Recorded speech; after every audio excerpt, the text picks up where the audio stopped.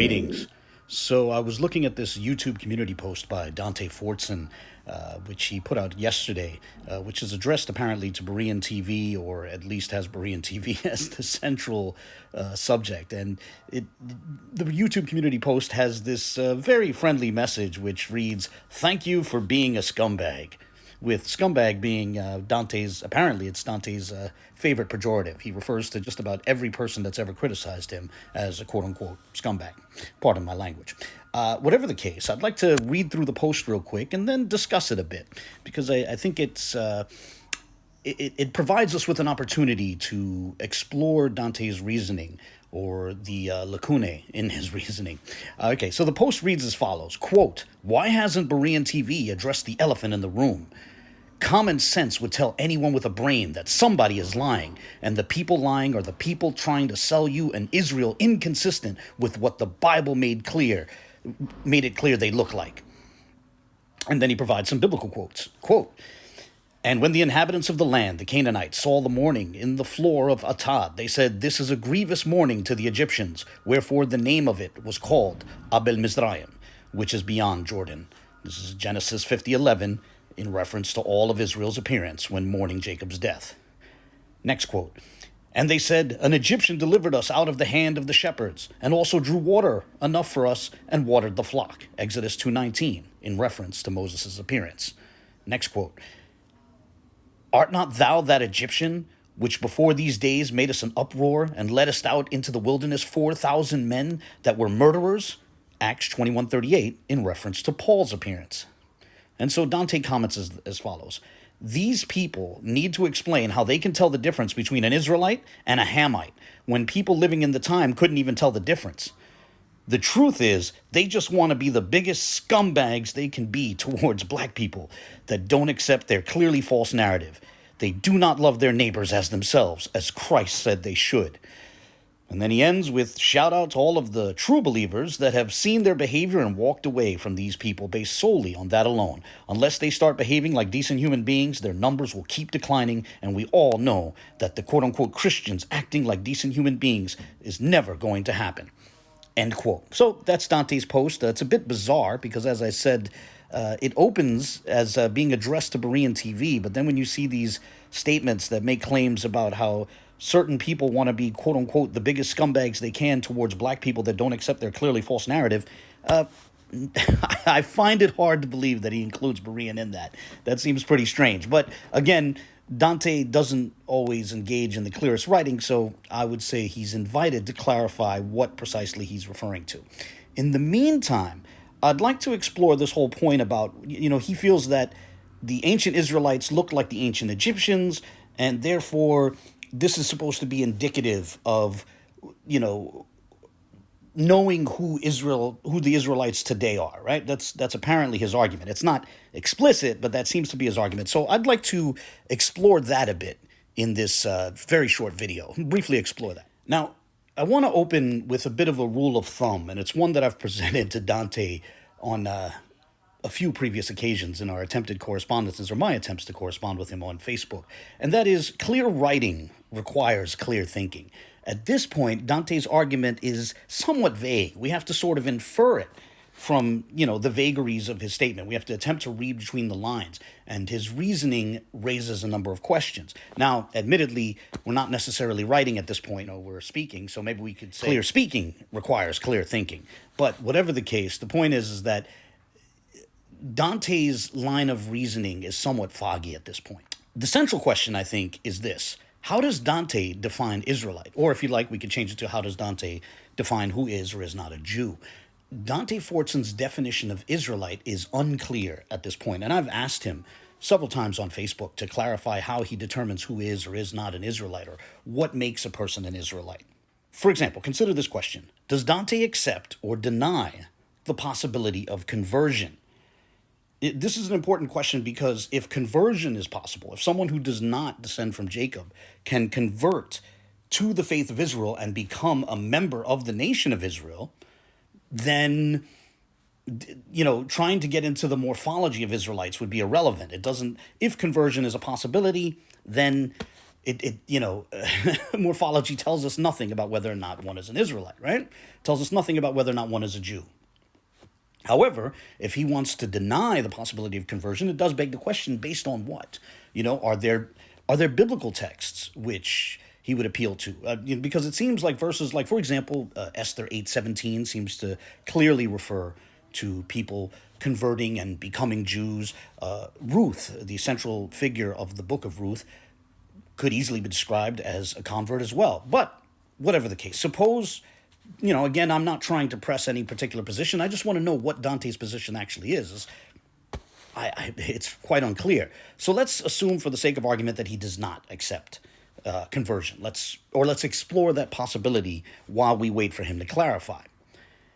That raises another question. Does Dante define Israelite strictly according to paternal lineage? Now, this is an important question because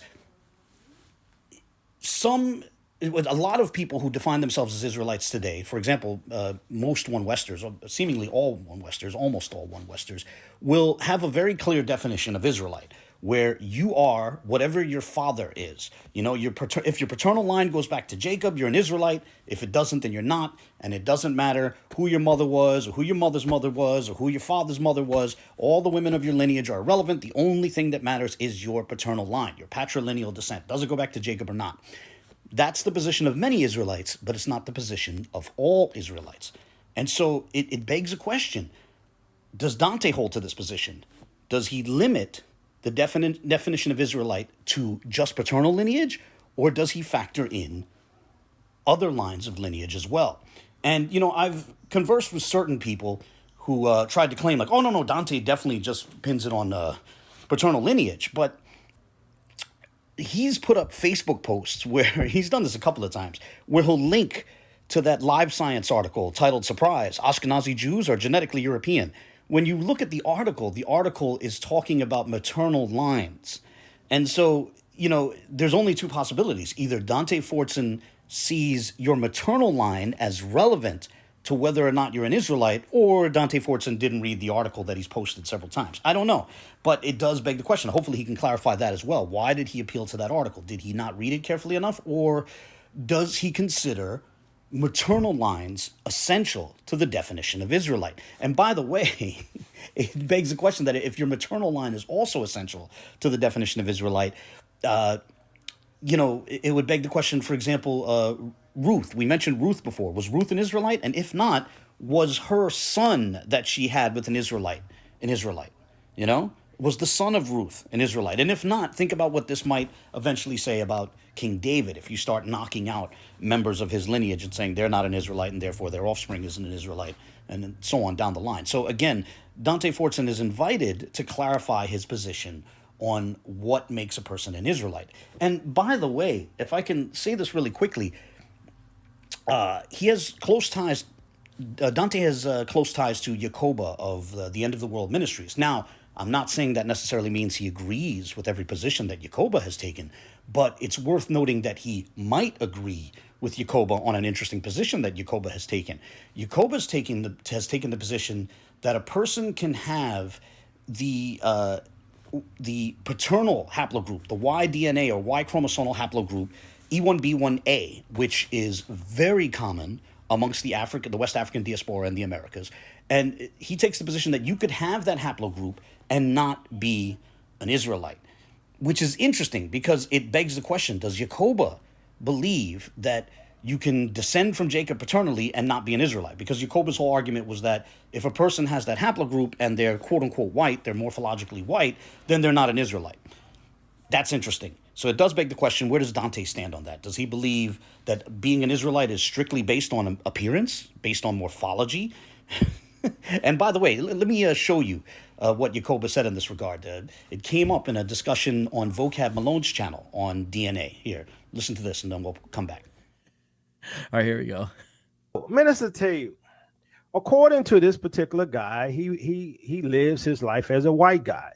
His I'm assuming autosomal numbers are 97.5% European composition, 2.3% sub-Saharan, but yet his haplogroup is E1B1A. Now, according to Ron Dalton and the line that is a coward, isn't E1B1A supposed to be Israel? Well, what they're going to say is, well, he had black in his family. As you see, they're free colored persons. Yes, they are. But if he's 97.5%, that's more than most of us. If you go test your DNA being African, he's 97.5% European, makes him European. So therefore, according to Ron Dalton and according to the line that is a coward, this guy would have to be an Israelite, Minister Tate. Now, let me know if I break up. But that shows you the faulty reasoning that they have, which is what we've been trying to show you guys for quite some time now. You're breaking up. Okay, well, hopefully it'll adjust, right? But we've been trying to show you guys this problem that they have with this logic about how they use E1B1A. Basically, they're saying anyone with E1B1A is Israel. So by their logic, this 97.5% European is Israel. Now, if you put that in jet match, you're going to see nothing but European, almost 90, you'll see 97.5% Europeans popping up as his match. Pop, pop, pop, pop, pop, right? 97.5% Europeans will be coming up on his result set. Okay? 2.5% will come up as African. But yet they're going to say he Israel because E1B1A is the Israelites. That does not work. Okay, is that it? That's it, right? Yeah, that. Okay. What's weird about that is like, it's not like in the context of a debate where someone's pressing them, like a hypothetical question or something. They're actually bringing this up, pushing this themselves. Yeah, they're using it as an argument against Ron Dalton's position, right? Wait, and so who are they referring to saying the liar that is I don't know. coward? I think it was somebody that was on. I don't know for certain, but I think they were referring to someone who was maybe on a show with Ron Dalton, and I think they're making fun of his screen name. I don't know for certain. I don't know. So who they're just straight up saying the lion who was a coward. They're just straight up calling him that the whole time. Yeah, I assume it's a play on a name. I don't know who they're referring to. But let's say the gentleman's name was the Mighty Lion, hypothetically speaking, they would, something like that. I don't know who they were. But the gist of that is, so they're saying, Ron Dalton takes this position. If you have this marker, right, you have this paternal marker, then you're an Israelite, right? Now they're saying, well, that can't be possible because, we found this guy out here. There's an article about him. He has that paternal marker, but most of his, ancestry is European, and he's morphologically white. Like he would fit your stereotype of a quote unquote white person based on his outward appearance. So therefore, he can't be an Israelite. Now, think about the implications of this. What they seem to be saying, or at least is the implication. Let's suppose we went into this guy's lineage and, 20, 30 generations back, his father's line goes back to a descendant of a victim of the transatlantic slave trade, right? Let's say, hypothetically speaking, working within their paradigm, within the paradigm of both Ron Dalton and the Teo Ministries, let's assume that if you go back in this guy's line, you're going to find an Israelite. On the Y side. Line.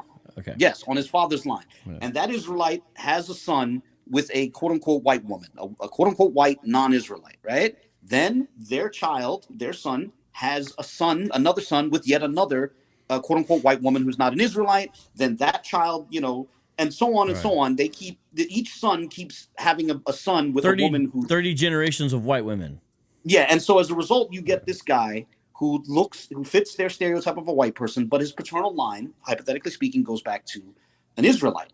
What they're basically saying, what they're insinuating, is that you can descend paternally from Jacob and not be an Israelite based on your morphology, based on your outward appearance. And I think that's important because it shows how starkly different that is from like the standard One West position.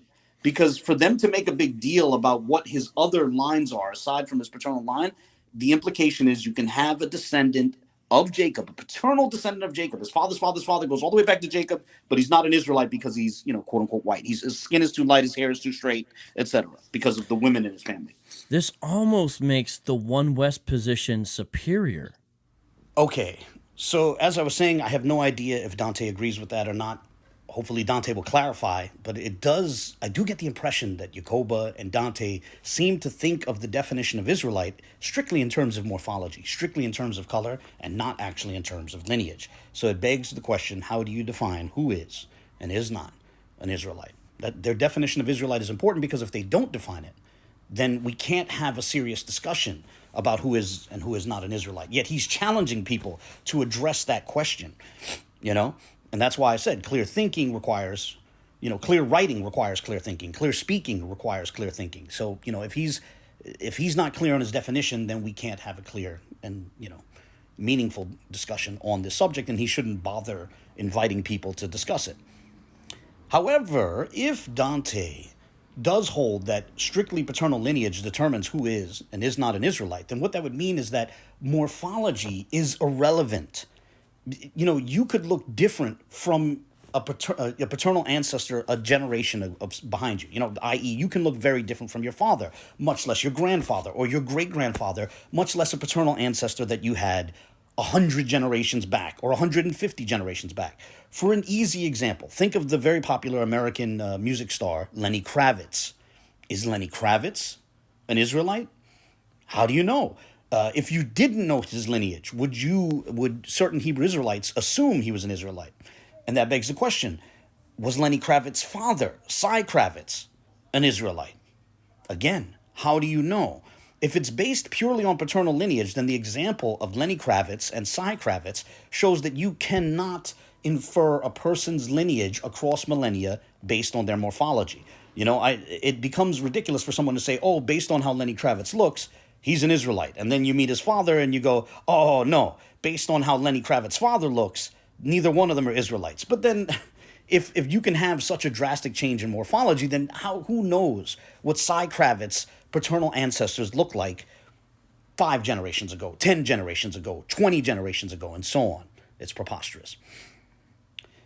And regarding this whole situation with Egyptians, there's a recent article, well, excuse me, it's not recent, it's actually from 2017, but there was an article on Nature.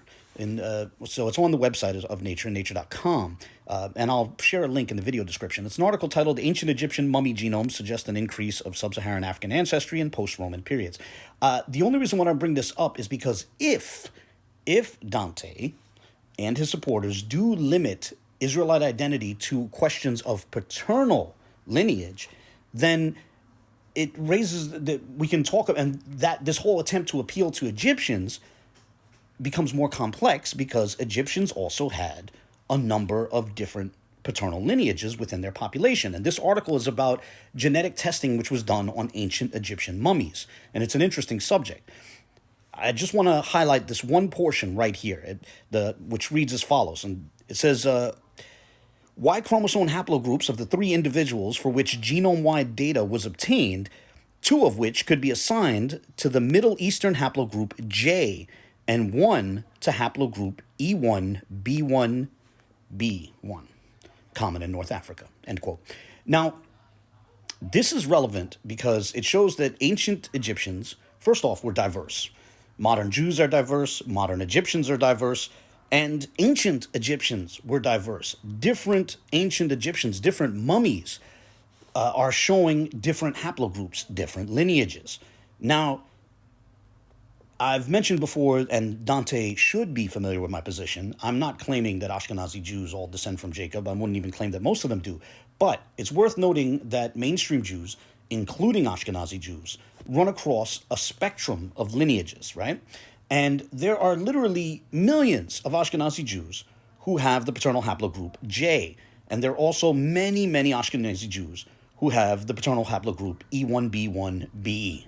So there were ancient Egyptians who had close, relatively close, common male ancestors with some present-day Ashkenazi Jews. And so, too, there were other ancient Egyptians who had common ancestors, common paternal ancestors with some present-day Ashkenazi Jews, i.e., an ancient Egyptian who had the paternal haplogroup E1B1B is closer paternally to a modern Ashkenazi Jew who has that haplogroup than either of them would be to an ancient Egyptian who had haplogroup J or a modern Ashkenazi who had haplogroup J. And by the way, as I've covered in my video on DNA, this is also the case when you compare Ashkenazi Jews to Ethiopians. You find that a certain percentage of Ashkenazi Jews will have J, a certain percentage of Ethiopians, modern Ethiopians, will have J. A certain percentage of Ethiopians, modern Ethiopians, will have haplogroup E1B1B, and so too a certain percentage of Ashkenazi Jews will have haplogroup E1B1B.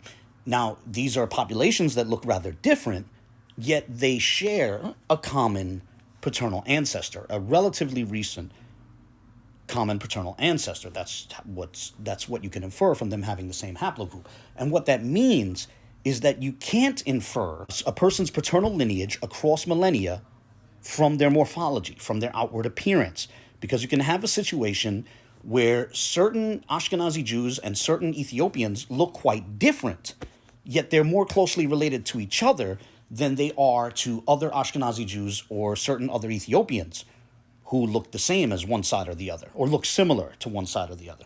Again, so the point is, you cannot infer paternal lineage across millennia from appearance, from morphology. And that's something to keep in mind, because Dante seems to think almost strictly in terms of morphology, outward appearance. But again, how feasible his position might be depends on how he defines who is an Israelite. But let's explore this Ethiopian question. I really don't like getting into trying to say who is quote-unquote black and who's not quote-unquote black, because honestly, these terms are not clearly defined. I also don't like trying to look at, images and try to say this person is black or that person is not black, because the truth of the matter is that while people throw these terms around, they are not clearly defined. The contours of the population that is known as quote-unquote black, or the contours of the group of human beings who are quote-unquote not black, the borders are poorly defined. And the way to think of this is like this. Is Mariah Carey black? Is Wentworth Miller black? Is the current king of Morocco black? I think some Americans would say yes.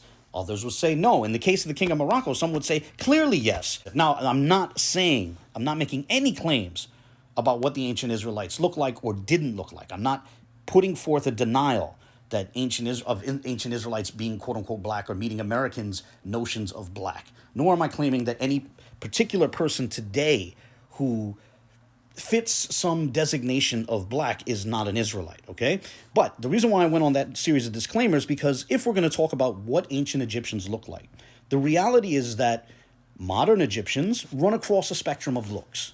So too do modern Jews. And there is overlap between modern Egyptian morphologies. There's the spectrum of modern Egyptian morphologies and the spectrum of modern Jewish morphologies. Now, someone could say, oh, well, that's because, Turks somehow, infiltrated both the Egyptian and Jewish populations, whatever. But when we look at ancient imagery, I'm not going to make any claims about who is or is not black. But what I am going to say is that ancient Egyptian depictions also show a variety of different looks, many of which overlap with looks that we find in modern Egypt today. And that's why I have this book on the screen, Egyptian Art in the Age of the Pyramids. It was put out by the Metropolitan Museum of Art. So what I'd like to do is just show a few of the images from this book, Ancient Egyptian Depictions of Ancient Egyptians. And again, I want to make clear that I'm not claiming that the spectrum of morphologies in ancient Egypt were limited to the images that you're seeing here. But I'm just giving these examples as some examples of showing that some ancient Egyptians had morphologies which are now typical in modern Egypt. The looks overlap. Some ancient Egyptians look like some modern Egyptians. Both populations were diverse. And I think you can infer that from the article that I just showed from Nature, which got into the fact that there were a number of lineages. Think of it this way. Egypt was essentially an empire. When you have a mighty, powerful dynasty or multiple dynasties, when you have this major power center, it becomes cosmopolitan because it's going to pull people from all over the region, pull people from the north, from the east, from the west, from the south. And so you're going to get a variety of people in a center like that, a center of power. Some people are coming for economic opportunities, others are being brought there forcibly. Okay? But the point is that ancient Egyptian depictions show a variety of looks, and there is overlap. The spectrum of ancient Egyptian morphologies overlap with the spectrum of modern Egyptian morphologies. So, if one is going to say that, ancient Jews had to have looked like ancient Egyptians, okay, but there were a variety of looks amongst ancient Egyptians, and so too today, some modern Jews look like some modern Egyptians. The same sort of patterns that we see now could have existed in antiquity as well. And, for example, the pharaoh Ramesses II, I find it hard to believe that someone would say with a straight face that it's impossible that he had a look for him to have had a look that would be typical of Egyptians today. Now, again, I'm not saying all ancient Egyptians look like the Pharaoh Ramesses, but my point is there was a spectrum of morphologies in Egypt, and they overlap with what we see in modern Egypt today. And since Dante brought up Paul and the book of Acts, that allows us to talk about how Egyptians looked in the first century. And for that, we can go to the Fayum mummy portraits. Again, I am not claiming that the look of ancient Egyptians in the first century was limited to what you see here. I'm merely showing this to show that what existed in ancient Egypt in the first century included these morphologies. This is part of the spectrum of looks that existed in ancient Egypt. And so if one is going to say, oh, well, Paul had to have looked like an Egyptian, what does that mean? I mean, that means Paul could have looked like this.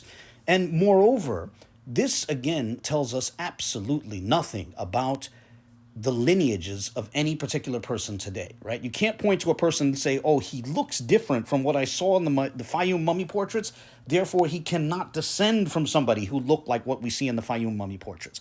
That's bad reasoning. But more to the point, since, bringing up specifically the lightning rod of Ashkenazi Jews, right?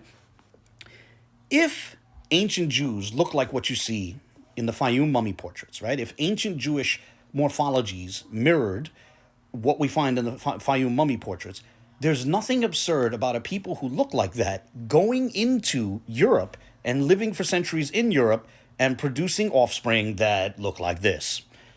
And I'm just being playful here. That's actually the actor Adam Sandler in his high school yearbook photo.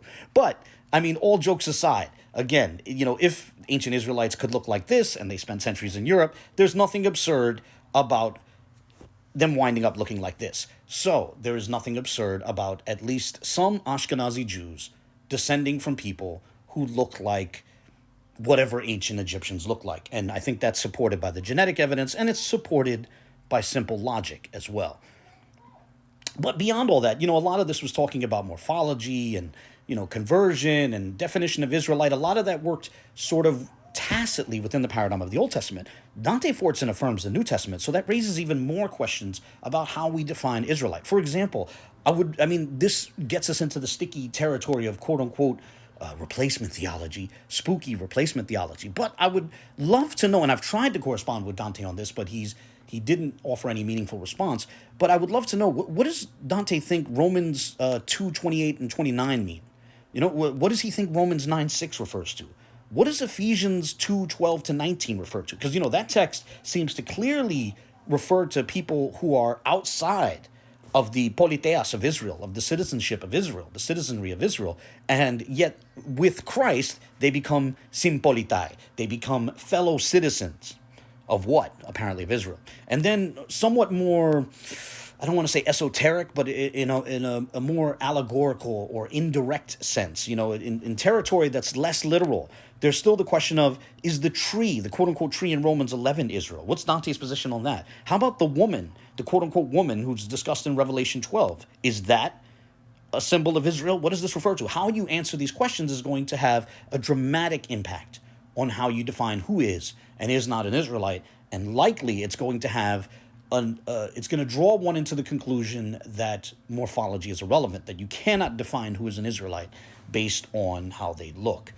But whatever the case, I look forward, I hope that Dante will answer these different questions, because the central question is, how does Dante define Israelite? If he wants to have a serious discussion about the Israelites, he's invited to address that question.